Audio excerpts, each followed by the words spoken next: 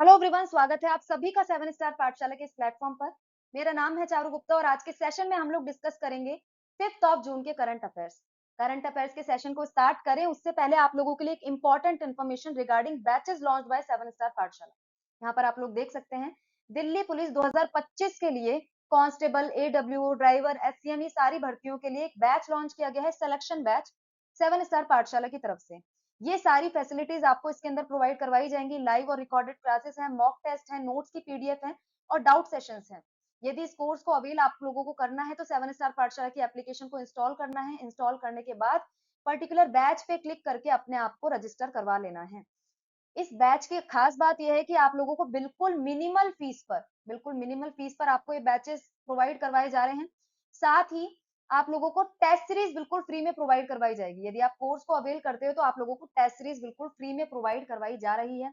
तो ये बहुत ही अच्छी चीज है। बेसिक से एडवांस की आपको तैयारी करवाई जाएगी। जिस तरीके से दिल्ली पुलिस का ये बैच है उसी तरीके से एसएससी जीडी 2026 के लिए भी सिलेक्शन बैच लॉन्च किया गया है। इसी के साथ चंडीगढ़ पुलिस 2025 के लिए भी बैच लॉन्च किया गया है। कोर्स के साथ टेस्ट सीरीज आपको फ्री में प्रोवाइड हो रही है। तो बिल्कुल भी देर नहीं करनी है। यदि इन एग्जाम्स की तैयारी आप लोग कर रहे हैं तो इन बैच में जाके एनरोल जरूर करवाना है।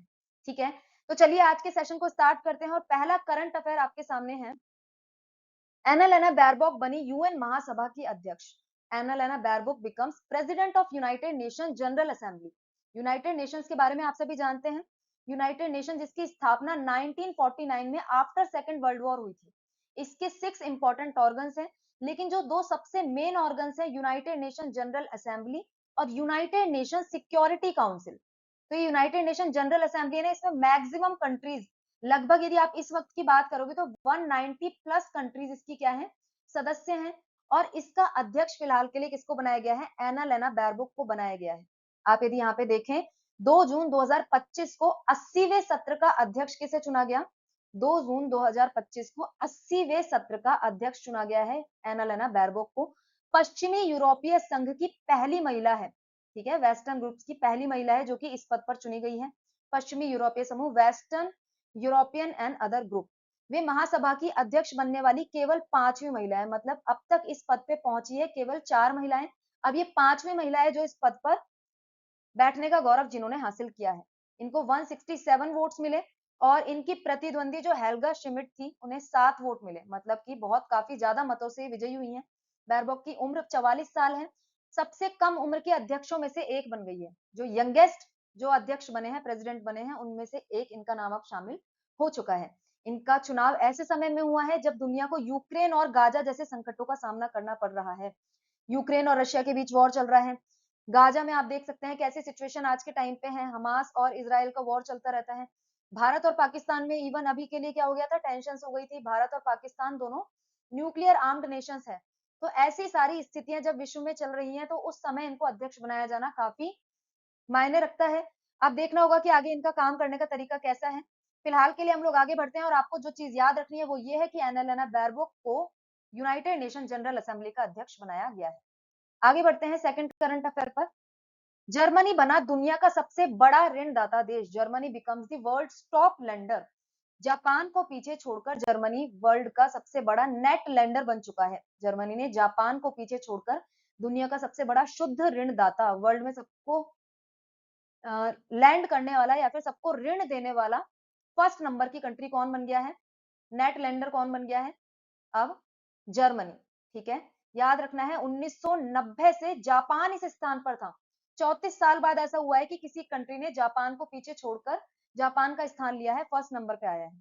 जर्मनी की ये बढ़त किस वजह से हुई है, चालू खाता अधिशेष मतलब करंट अकाउंट में सरप्लस है, मुद्रा विनिमय दर में बदलाव है और आर्थिक संरचना मतलब इकोनॉमिक इंफ्रास्ट्रक्चर काफी अच्छा जर्मनी में हाल ही के समय में देखने को मिला है।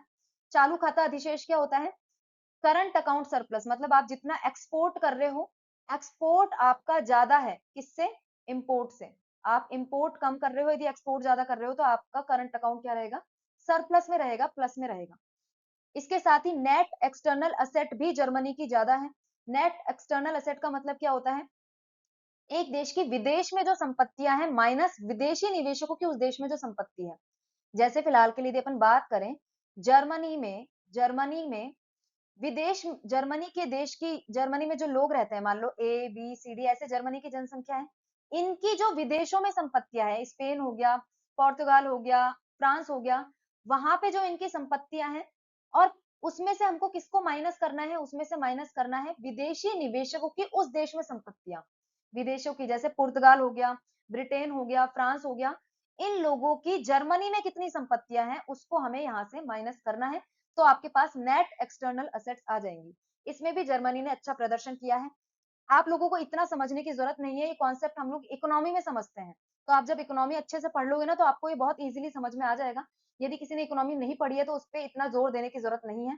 फिलहाल के लिए जो आपने याद रखना है वो यहाँ से ये है कि जर्मनी अब हमारा सबसे बड़ा लैंडर कंट्री बन चुका है, नेट लैंडर बन चुका है, जापान को पीछे छोड़कर। अपना मैसेजिंग ऐप एक्स को लॉन्च किया है। यदि बात करें इसकी उद्देश्य क्या है इसको लॉन्च करने के पीछे, तो एलन मस्क की कंपनी एक्स, जो पहले ट्विटर थी, उसने एक्स चैट नाम से एक नई मैसेजिंग सेवा लॉन्च की है। इसका उद्देश्य है व्हाट्सएप, टेलीग्राम, वी चैट जैसे मौजूदा मैसेजिंग प्लेटफॉर्म्स को टक्कर देना। इनके राइवल एक तरीके से आप बोल सकते हो ये एक्स चैट बनाया जा रहा है। एंड टू एंड एनक्रिप्शन होगा, गायब हो जाने वाले मैसेज मतलब डिसअपियरिंग मैसेजेस होंगे, जो कि व्हाट्सएप में भी होते हैं। मल्टीमीडिया सपोर्ट जैसी सुविधाएं इसमें प्रोवाइड करवाई जाएंगी। प्लस इसको एक ऐसा सुपर ऐप बनाने का सोचा है जो मैसेजिंग, कॉलिंग और फाइल शेयरिंग को आगे चलकर भुगतान और एआई को भी एक जगह पर जोड़ देगा। मतलब एआई से इसको पूरी तरीके से कनेक्ट करने की बात की जा रही है। तो इतना आप लोगों को याद रखना है। आपसे पूछा जाएगा तो एक्स चैट के बारे में पूछा जाएगा कि किसने लॉन्च किया है, तो इतना आप लोगों को याद रखना है। आगे बढ़ते हैं। भारत जैन, भारत का पहला स्वदेशी AI multi modal language learning multi modal launch किया गया है। ये बन गया है हमारा भारत जैन।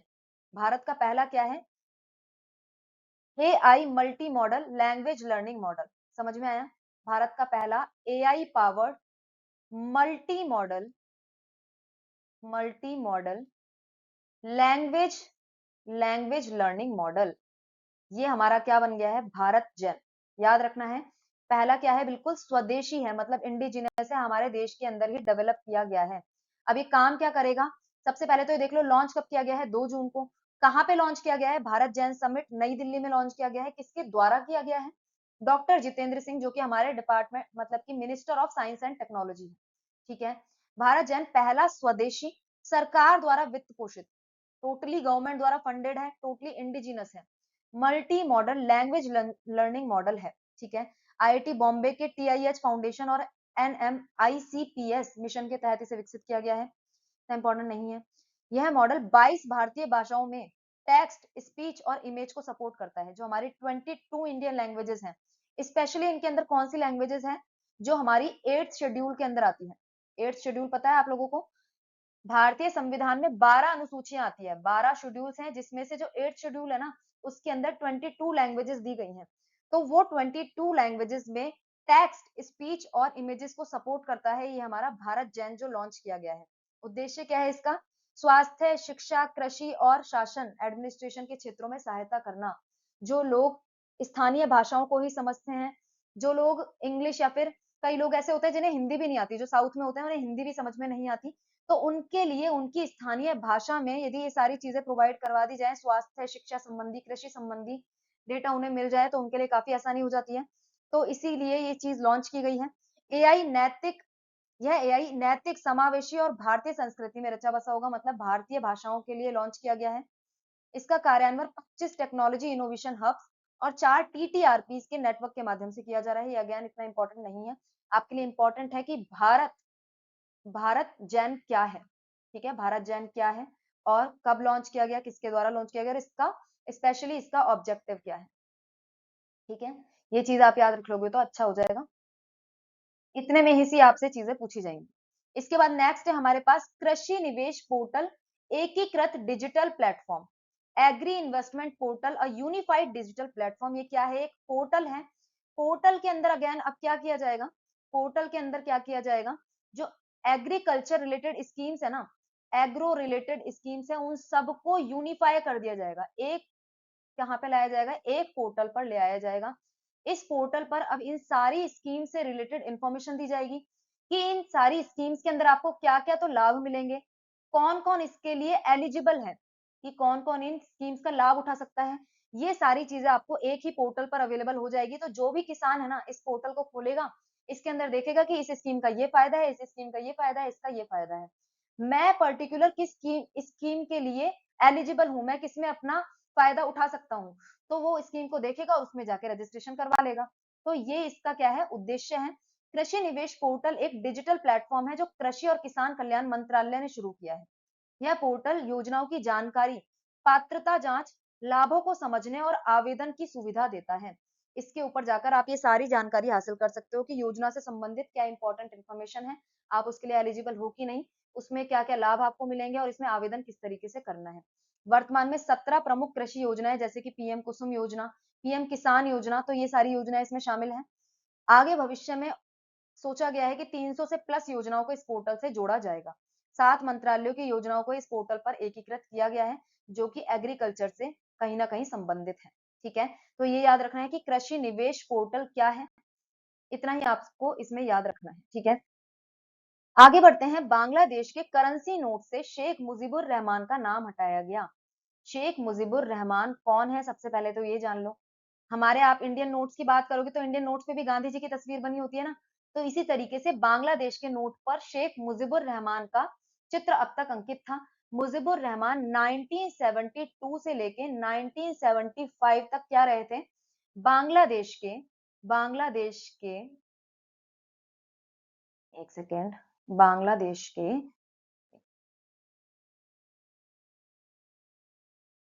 बांग्लादेश के पीएम और प्रेसिडेंट।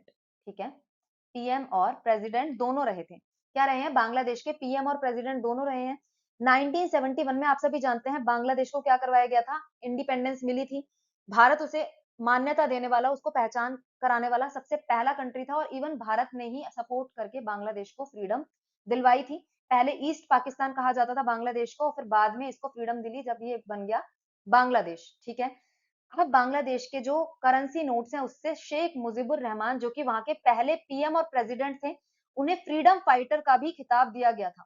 उन्हें क्या बोला गया था, फ्रीडम फाइटर के उससे भी नवाजा गया था। लेकिन अब इनका फ्रीडम फाइटर का स्टेटस भी हटा दिया गया है, साथ ही नोट से इनकी फोटो भी हटा दी गई है। अब नोट्स पे क्या लगाया गया है, ये बांग्लादेश के जो भी नेचुरल जो मॉन्यूमेंट्स है ना, कल्चरल मॉन्यूमेंट्स है, उनकी तस्वीर अब बांग्लादेश के नोट्स पर लगाई जाएगी। ये फैसला किसके द्वारा लिया गया है, मोहम्मद यूनुस के नेतृत्व वाली अंतरिम सरकार ने। अंतरिम सरकार मतलब ये अस्थायी सरकार है। कैसी सरकार है, अस्थायी सरकार है। अभी बांग्लादेश में फिलहाल के लिए कोई भी स्थायी सरकार काम नहीं कर रही है। जब से वहां पे तख्ता पलट हुआ था लास्ट ईयर 2024 में, 5 अगस्त 2024 में बांग्लादेश में क्या हुआ था, शेख हसीना की सरकार को गिरा दिया गया था। शेख हसीना भाग के कहां पे आ गई थी, भारत में आ गई थी और वहां पे अस्थायी सरकार बनाई गई थी मोहम्मद यूनुस के नेतृत्व वाली। मोहम्मद यूनुस जो कि नोबेल लॉरिएट है, नोबेल पुरस्कार विजेता है। तो अब उनके द्वारा ही निर्णय लिया गया है कि बांग्लादेश में क्या है, अब मुजीबुर रहमान की तस्वीर नहीं लगाई जाएगी नोटों पर। पिछले 5 दशकों में पहली बार इस तरीके का बदलाव किया गया है कि नोटों में कोई भी मानव चित्र नहीं लगाया जाएगा। इसके साथ ही यदि आप बात करें, हिंदू बौद्ध मंदिर, राष्ट्रीय शहीद स्मारक और कलाकृतियां इसके स्थान पर, फोटो के स्थान पर दर्शाई जाएंगी। इसका उद्देश्य क्या है, राजनीतिक प्रतीकों को हटाना और सांस्कृतिक पहचान को आगे लाना इसका उद्देश्य बताया जा रहा है। लेकिन स्टिल कई लोग कह रहे हैं कि जिस तरीके से ये अंतरिम सरकार है ना, बड़े-बड़े डिसीजन ले रही है, ये ठीक नहीं है। ये बांग्लादेश की कोई चुनी हुई सरकार नहीं है। फिलहाल के लिए जब तक कोई सरकार इलेक्शंस वहाँ पे कंडक्ट नहीं हो जाते, जब तक कोई स्थायी सरकार नहीं चुन ली जाती, तब तक ये सरकार वहाँ पे काम कर रही है।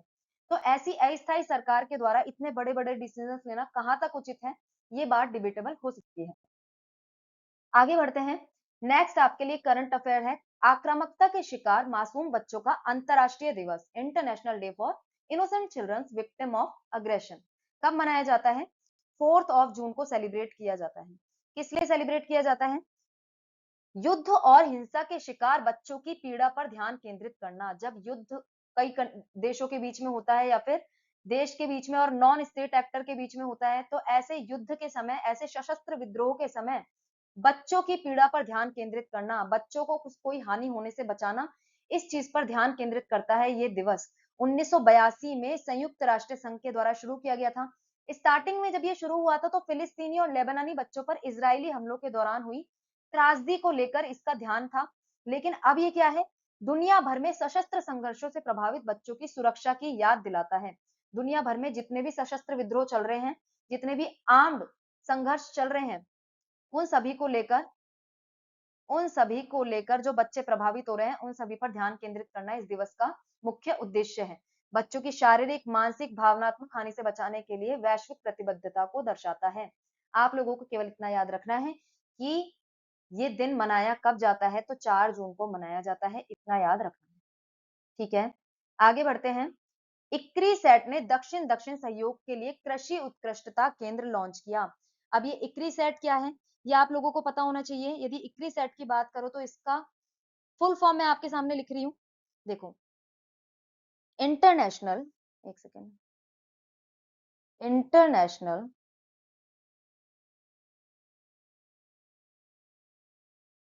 क्रॉप रिसर्च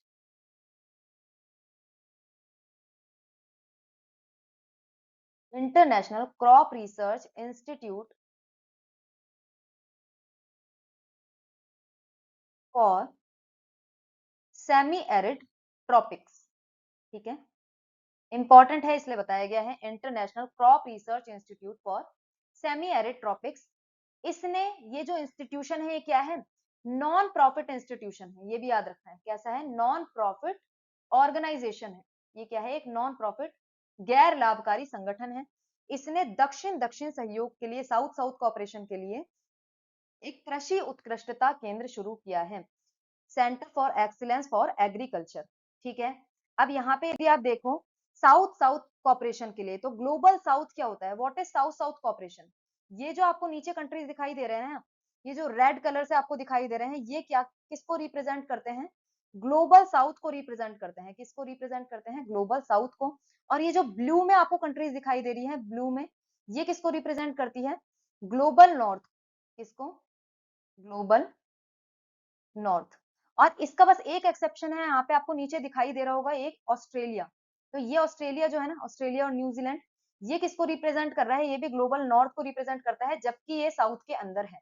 अब इसमें बांटने का रीजन क्या है, ये जो साउथ वाली कंट्रीज है ना, ग्लोबल साउथ, ये कंपैरेटिवली नॉर्थ के कंपैरेटिवली पुअर नेशंस हैं। ठीक है, पुअर हैं और अभी डेवलप कर रहे हैं, डेवलपिंग है, डेवलपिंग है, या फिर लेस डेवलप्ड है।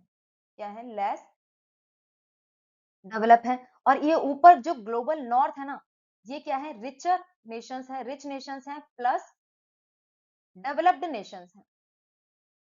ठीक है, डेवलप्ड नेशंस हैं। तो ये जो बंटवारा किया गया है ना, इमेजिनरी बंटवारा किया गया है ऐसे तो, जिसके अंदर देखो आपको जैसे यहाँ पे भी दिख जाएगा, एक कंट्री है यहाँ पे, इसको भी ब्लू के अंदर लिया गया है। लेकिन मोटा मोटा देखें तो ये जो नीचे वाले, जिसमें अफ्रीका आ रहा है, इंडिया भी आप देख सकते हो, चाइना है, ये सदर्न अमेरिकन कंट्रीज देख सकते हो, मिडिल अमेरिकन कंट्रीज देख सकते हो, ये सब ग्लोबल साउथ के अंदर आते हैं। इनके बीच में कॉपरेशन की बात की जा रही है कि ये सब जो डेवलप कर रहे हैं अभी, उन सभी के बीच में कॉपरेशन होना चाहिए डिफरेंट चीजों को लेकर। इक्रीसेट और आरआईएस ने मिलकर दिल्ली में एक नया उत्कृष्टता केंद्र आईएसएससीए स्थापित किया है।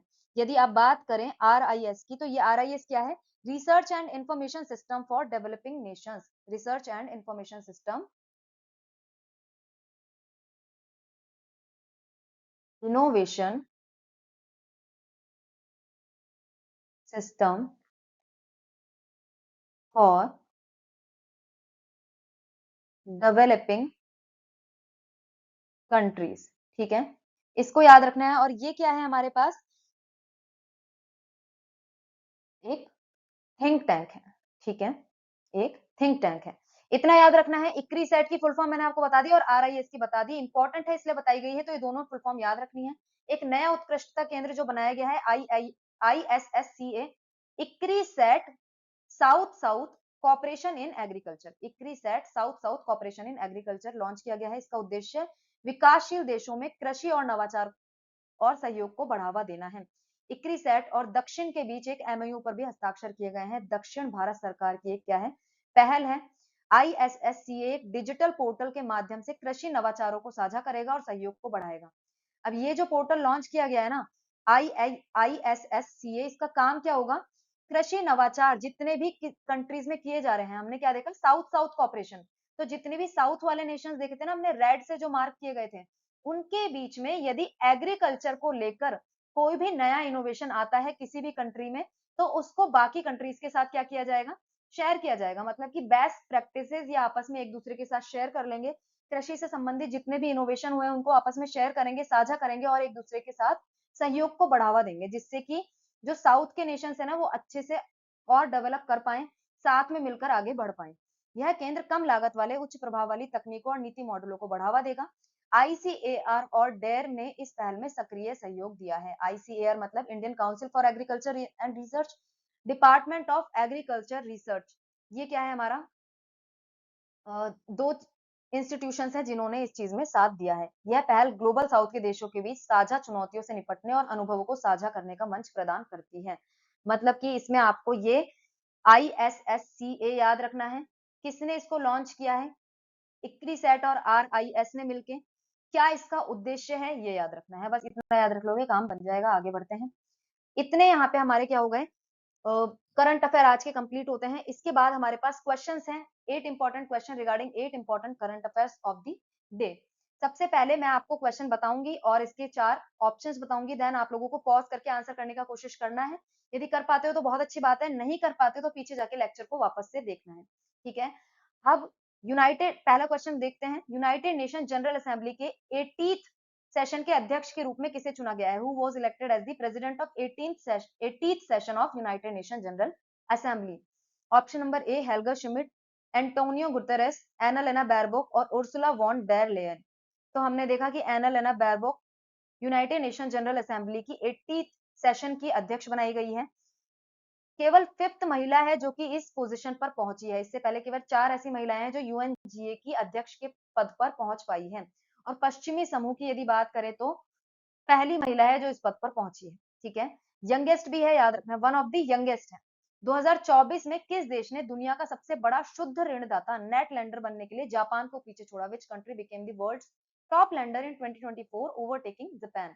चीन, अमेरिका, जर्मनी, साउथ कोरिया। तो हमने देखा कि जर्मनी अब क्या बन गया है, नेट लेंडर बन गया है जापान को पीछे छोड़ के। जहां 1990 से टैग जापान के पास था, अब ये टैग किसके पास आ गया है? जर्मनी के पास आ गया है। मैसेजिंग ऐप एक्सचैट को किसने लॉन्च किया है? मैसेजिंग ऐप एक्सचैट की बात करें तो मार्क जुकरबर्ग, सुंदर पिच्चई, एलन मस्क या सत्या नडेला? तो हमने देखा एलन मस्क जो कि एक्स कंपनी के मालिक हैं, जिसको पहले ट्विटर बोला जाता था, उन्होंने एक नया मैसेजिंग ऐप एक्सचैट लॉन्च किया है जिसका उद्देश्य है व्हाट्सएप, टेलीग्राम या फिर वी चैट जैसे जो मैसेजिंग प्लेटफॉर्म्स हैं उनको टक्कर देना। आगे बढ़ते हैं। भारत का पहला स्वदेशी सरकार द्वारा वित्त पोषित multi modal large language model कौन सा है? चैट इंडिया है, भारत जीपीटी है, भारत जैन है या फिर देश बोट है? तो फिलहाल के लिए जो हाल ही में लॉन्च किया गया है लैंग्वेज लर्निंग मॉडल, तो ये क्या है हमारे पास? भारत जैन है। ये आप लोगों ने देख लिया। भारत की 22 जो भाषाएं हैं, 22 जो रीजनल लैंग्वेजेस हैं उसके अंदर इसको लॉन्च किया गया है, उससे संबंधित ये है। इस इन 22 रीजनल लैंग्वेजों में स्पीच को पहचान सकता है, टेक्स्ट को पहचान सकता है और मल्टीमीडिया इनपुट को पहचान सकता है, ठीक है। आगे बढ़ते हैं। हाल ही में किस मंत्रालय ने कृषि निवेश पोर्टल को लॉन्च किया है? ग्रामीण विकास मंत्रालय है, कृषि कृषि और किसान कल्याण मंत्रालय है, वित्त मंत्रालय है, खाद्य प्रसंस्करण मंत्रालय है? Ministry of rural development, ministry of agriculture and farmers welfare, ministry of finance, food and processing ministry. तो हमने देखा कि कृषि और किसान कल्याण मंत्रालय है। इस कृषि निवेश पोर्टल का उद्देश्य क्या है?